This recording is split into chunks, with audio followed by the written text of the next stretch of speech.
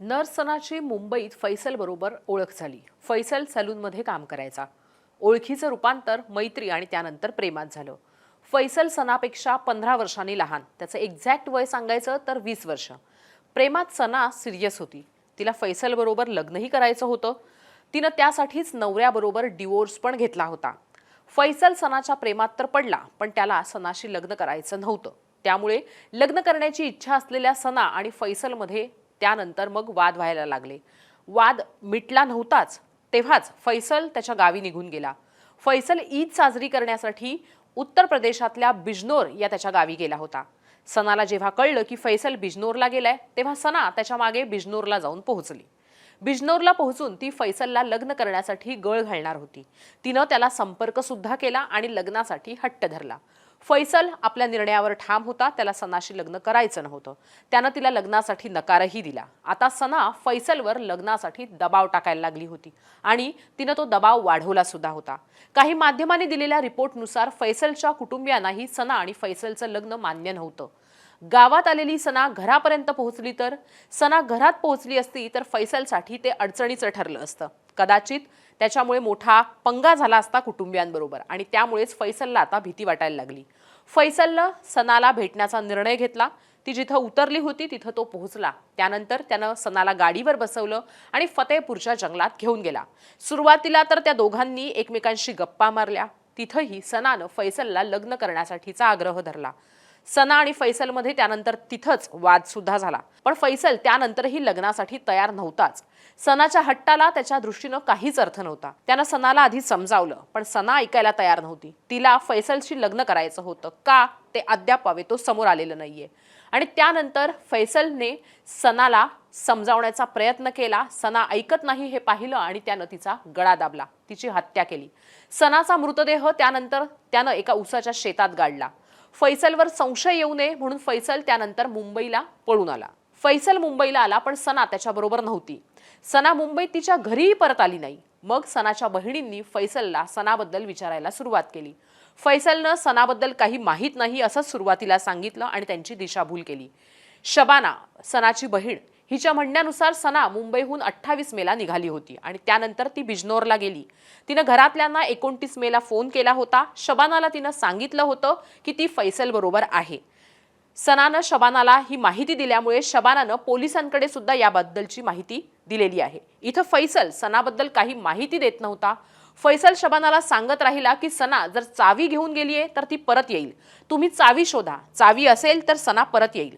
खरं तर अशाच पद्धतीनं फैसल हा शबानाची ही दिशाभूल करत होता। फैसल त्याच्यावर संशय येऊ नये यासाठी सनाच्या कुटुंबियांची दिशाभूल करत नव्हता, तर त्यांच्या सोबत सनाला शोधण्याचाही प्रयत्न करत होता।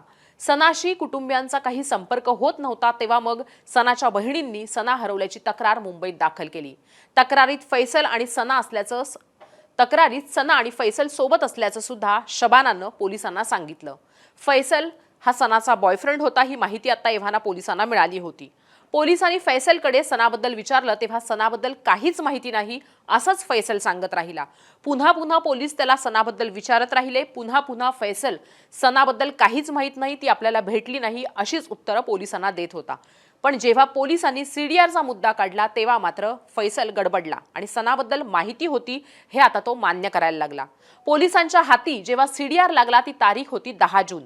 सीडीआर मिळाल्यानंतर पोलिसांसमोर काही गोष्टी स्पष्ट झाल्या। सना आणि फैसलचं लोकेशन, त्यांच्यात झालेले फोन कॉल्स, त्यांचं ड्युरेशन आणि त्याचबरोबर मेसेज या सगळ्यावरून पोलिसांनी फैसलला ताबडतोब ताब्यात घेतलं आणि पुन्हा एकदा चौकशीला सुरुवात केली।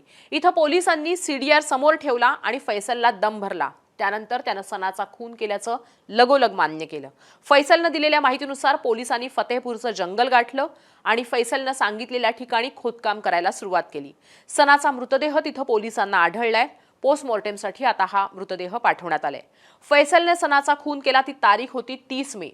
खून केल्याच्या 10 ते 12 दिवसानंतर सनाचा मृतदेह बाहेर काढल्यामुळे सनाचा मृतदेह हा डिकंपोज्ड आहे, त्यामुळे पोस्टमॉर्टेम रिपोर्ट महत्त्वाचा आहे। फैसलने सनाचा खून केला ते सना फैसलशी लग्न करण्याचा हट्ट करत होती म्हणून, की सना आणि फैसलमध्ये इतर काही घडलं होतं म्हणून, सना गरोदर होती का याचाही तपास पोलीस करतायत। फैसल हा त्याच्या वडील आणि भावाबरोबर आधी कोंबड्या कापायचं काम करायचा. त्यानंतर तो सलूनमध्ये कामाला लागला होता आणि त्यानंतरच त्याची सनाबरोबर ओळख आणि प्रेम झालं होतं. सनाला 9 वर्षांचा मुलगा आहे. तिनं फैसल बरोबर प्रेम संबंध जुळल्यानंतर फैसलशी लग्नाचा हट्ट धरला, ज्यात तिचा जीव गेलाय. फैसल 20 वर्षांचा आणि सना 35 वर्षांची होती, पण तरीही त्यांच्यात प्रेम जुळून आलं. प्रेमाला वय नसतं, पण प्रेम करताना पुढच्या काही गोष्टींबाबत स्पष्टता नक्की असायला हवी. प्रेमातून निर्माण झालेल्या लग्नाच्या हट्टानं सनाचा जीव घेतला खरा. सनानं फैसल बरोबरच्या प्रेमासाठी नवऱ्याला डिवोर्स दिला होता, पण फैसल कदाचित सनाशी लग्नाबाबत सिरियस नव्हता. किंबहुना तो सना आणि त्याच्या नात्याबद्दलही तितका सिरियस नव्हता. सना आणि त्याच्या नात्याबाबत फैसलचं सिरियस नसणं हेच घात करून गेलं सनाचं. लग्न झालेलं असताना, मूलबाळ असताना बाई प्रेमात पडली, पण त्या प्रेमासाठी तिनं नवऱ्यालाही सोडण्याचा टोकाचा निर्णय घेतला होता. सना धाडसी होती हे यावरून दिसतं.